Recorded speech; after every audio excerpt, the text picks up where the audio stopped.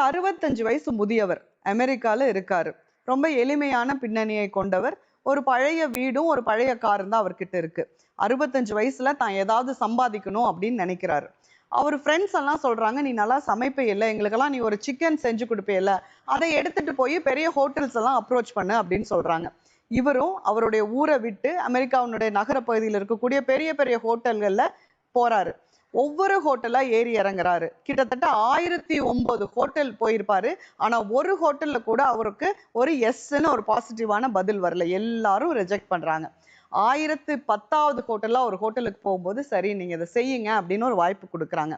அன்னைக்கு அந்த பெரியவர் செஞ்ச அந்த சிக்கன் அமெரிக்கர்கள் சிக்கன் சாப்பிடுற அந்த ட்ரெண்டையே மாத்தி அமைச்சிச்சு. ஆமாங்க, அந்த பெரியவர் பேரு கர்னல் சாண்டர்ஸ். அவர் எந்த ஊரை விட்டுட்டு வந்தாருன்னா கென்டக்கியை விட்டுட்டு தான் அமெரிக்கால இருக்கக்கூடிய சிட்டி பிளேசஸ்க்கு வந்தார்.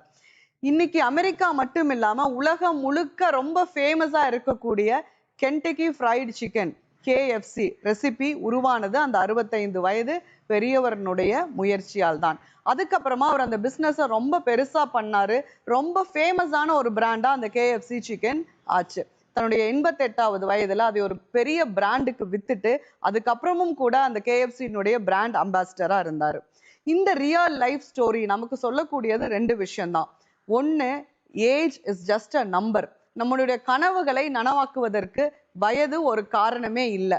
என்ன உங்களுக்கு இவ்வளோ வயசாயிடுச்சு, இப்போ உங்களுக்கு இது தேவையான்னு யாராவது உங்களுக்கு சொன்னாங்கன்னா அதை காதுல கூட வாங்கிக்காதீங்க.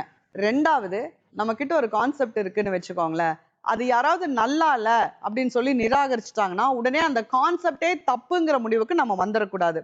கடைசி வரைக்கும் நம்மளுடைய முயற்சியை கைவிடாம அந்த கான்செப்டை சக்சஸ் பண்ற வேலையில நம்ம முனைப்பா இருக்கணும். Happy living. அன்புடன் அருணா.